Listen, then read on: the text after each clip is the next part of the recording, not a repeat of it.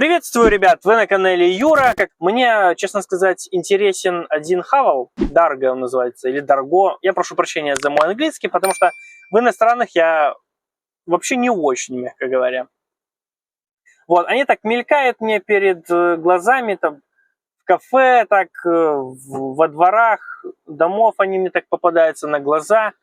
Помню, недавно два мужичка стояло, один, видимо, себе его купил, второй стал рассказывать, ну что там, ну как, нравится, не нравится? Он, да, нравится, он на гелик похож. Мне так немного иронично я отнесся к этим словам, блин, на гелик похож. Ну, может, да, кто-то там гелик в нем видит. Ну, реально, такие прямые формы прикольные. Я на него посмотрел, в принципе, нормально. Там 1.5, 154 силы у него, там 275, по-моему, крутяшки. 2-литровый турбомотор, полный привод, ну, с подключаемой муфтой задняя ось. 2 литра, там, по-моему, 211 сил или сколько там, 325 крутяшки уже, там, разгон 10 секунд, то есть, или около этого, там, по-моему, 9,7, что-то такое.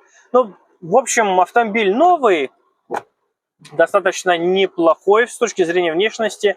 По фоткам по салону нормально. Короче, решил я воочию посмотреть на эту машину и съездить в автосалон, посмотреть, во-первых, цены, скидки, потому что везде на постах они пишут «от». Заходишь на прайс-лист уже «от».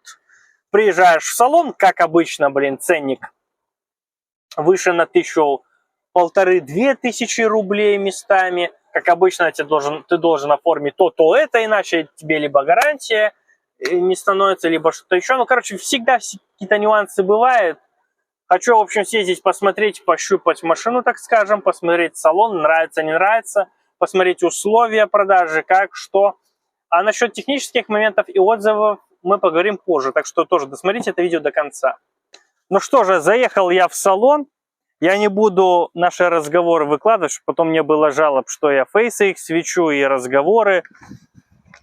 Поэтому перескажу все, что мне сказали.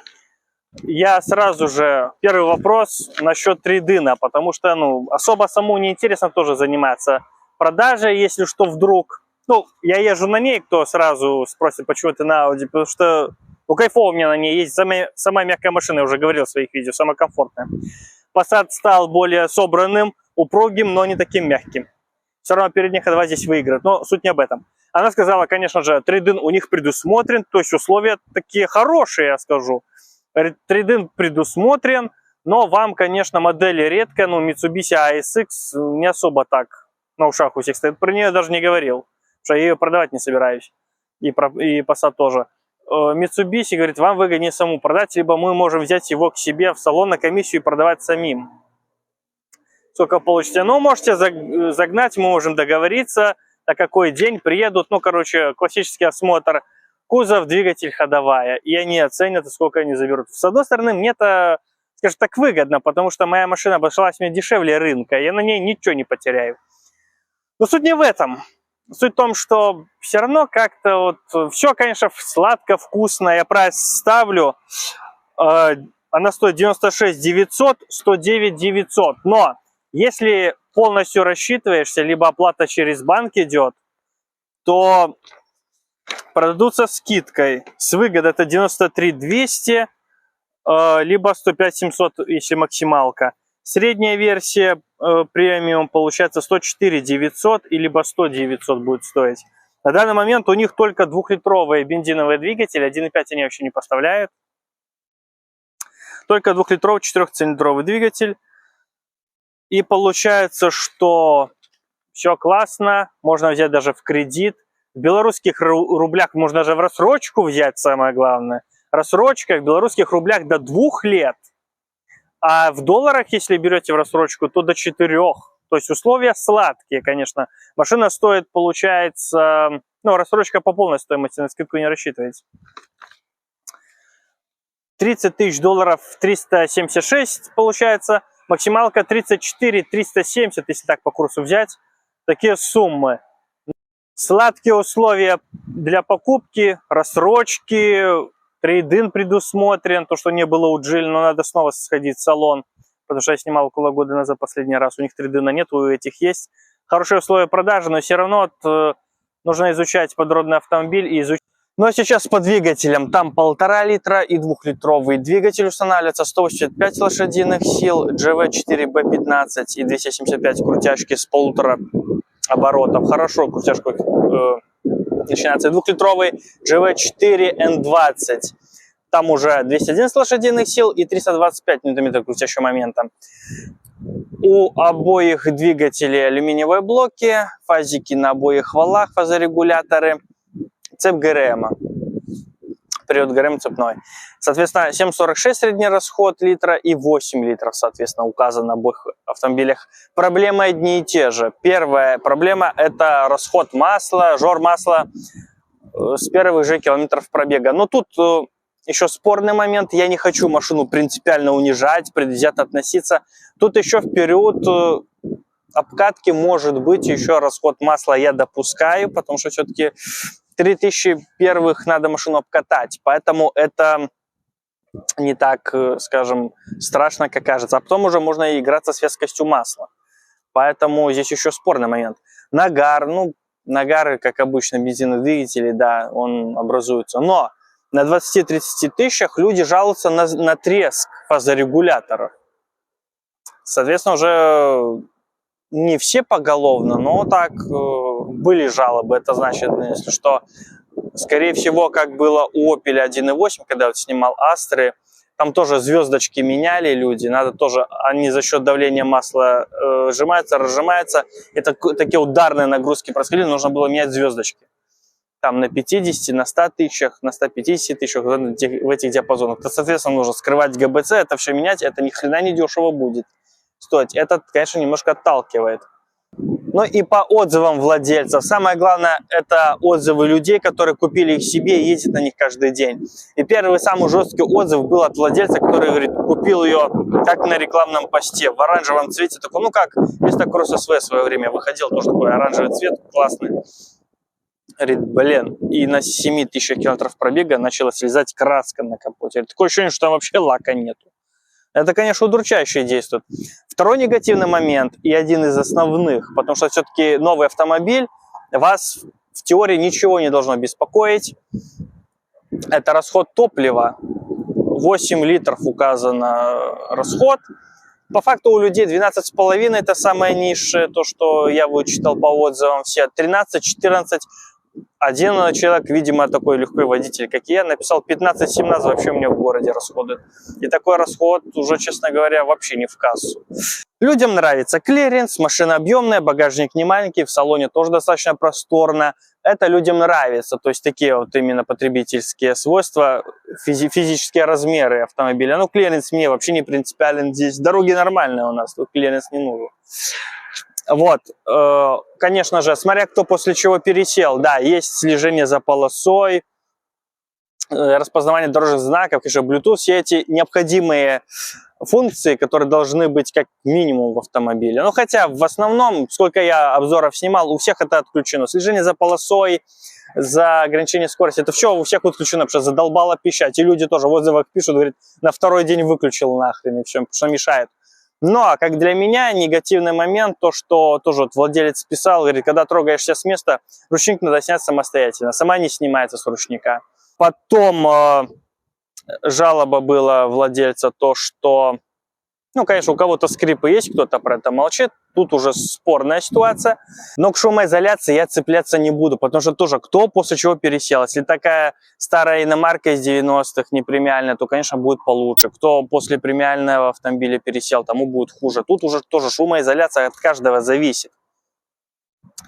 Опять же, некоторым не нравится подножка, она не широкая, не узкая, неудобно ею пользоваться. И тоже люди пишут, выходя из машины, протираешь постоянно брюками порог и все остальное, всю машину протираешь своими брюками. Если взять все отзывы, все негативные, которые я вычитал, владельцев, я для себя сделал пункт, то, что меня отталкивает от этого автомобиля полностью. Первое, это, конечно же, жалобы встречались вот по этим фазорегуляторам. У некоторых все равно стучат, да, есть звуки, скрежет этот стук. Поэтому вскрывать ГБЦ у нового автомобиля и лезть туда даже до 50 тысяч километров пробега мне вообще не хочется и тратиться на эти вещи. Второе. как люди пишут, тоже тупой автомат. Я забыл, говорил я до этого или не говорил. 7-ступенчатые роботы установлены в этот автомобиль, и робот тупит. Человек пишет, видимо, такой тоже, как я, там более такой динамичный вид, стиль езды у него дерзкий. Как написано, он адаптируется под вас. Он пишет, мне понравилось, как он под меня адаптируется, если я не могу ехать в своем стиле. Я хочу валить, я хочу гнать порезче, побыстрее. А не может этого делать. Как он будет ехать быстрее под мой стиль, блин. Плюс расход, мне, ну, не в кассу, мне вообще абсолютно. Как люди пишут, он некоторые по 15 литров в городе. А и это нифига не 92-й по-нормальному. 95-й, то еще лучше 98-й в него лить. Поэтому это, конечно, удручает. Также человек один писал, говорит, сдавал задним ходом на парковке, машина там за метр или за два увидела подъезжающую другую машину, сразу тормоза сработали, говорит, и сработали так, что чуть нос себе не разбил, говорит, как будто, блин, на рельсах остановился резко поезд, там со скоростью 150 до нуля резко так. Это вообще, ну, некомфортно. Самое главное то, что еще даже при трогании с места автомобиль автоматически не снимается с ручника. У меня B600 2009 года, я завожу, включаю первую передачу, машина сама снимается с ручника и едет. Здесь нужно механически саму ее снимать. Ну, блин. Во всех отзывах люди приходят к выводу, это хорошо, качественно собранная Нива. Хотя некоторые еще жаловались на недостаточно натяжку ремней, потому что едешь, они болтаются, бьются об стойку. Ты едешь тоже такой... барабаны у тебя внутри в машине. Ну нафига мне Нива, блин, за такую сумму? Лучше бы реально Ниву купить в 3 раза дешевле. Поэтому невольно начинаешь больше коситься в сторону Джили. Я вот снимал Cool Ray, все равно по качеству он прет хорошо, там робот передачи забивал как надо, веселее машина едет. Недавно я катался на Atlas Pro и уже... все равно подталкивает посмотреть в эту категорию людей. Потому что здесь уже сомневаешься, и машина отталкивает, если честно. Я, честно говоря, подумал, может быть, продать действительно, купить машину поновее. Все же новое есть новое там. Но от машины именно это я избавляться не хочу. Есть мысль обновиться, продать, купить что-то, ну, новое. Либо там 3-4-летнее. Но не избавляться от машины. Одно дело, когда избавляешься, там уже едешь, уже сцепление плохо включается, уже там его надо бы поменять скоро, ты уже понимаешь, что скоро замена. Там уже подруливаешь, машина вилет, ходовая уже разбита, уже понимаешь, на всю ходовую перепрожить. Но здесь этого нет. Я на ней наездил уже 6000 километров, да, 6000 накатал. Масло заменено, сейчас через 1500 снова надо будет менять уже второй раз. Передние диски колодки заменил, все. Я больше ничего с ней не делал. Машина действительно обслужена, ухожена и хорошая. Мне она очень нравится. И мне она подходит. По городу действительно класс. И поэтому я от нее не избавляюсь. Появились мысли. И, сказать по правде, я не впечатлен. Если бы эта машина была ушатана, ну, уже такая заезжена, то это одно дело. А когда она в хорошем состоянии, и у меня расход, блин, 7,2 средний, а там 13-14 у людей, и никакой не 95, там по-нормально 98 надо лить, то как-то этот самый главный аргумент, потому что на новой машине у тебя все хорошо, здесь тормозные только диски, колодки поменял, как я уже сказал, повторяюсь, а там этого делать не нужно, там только обслуживание масла, топлива. И когда у тебя топлива почти в 2 раза больше расхода, ну, честно говоря, с этим мириться я не хочу. И мне Mitsubishi все больше начинает нравиться, как глоток свежего воздуха. Пошел, посмотрел на другое, и Mitsubishi как-то больше мне зашел. Короче, не знаю, может еще посмотрю я Geely Cool Ray, ну, X50, как сейчас они называются, потому что Haval, ну, точно нет, не интересен абсолютно. На этом пока все. Я думаю, будет еще видео по подбору, поиску потенциальных участников. Не знаю, чем эта история закончится, но на этом пока что все. Счастливо.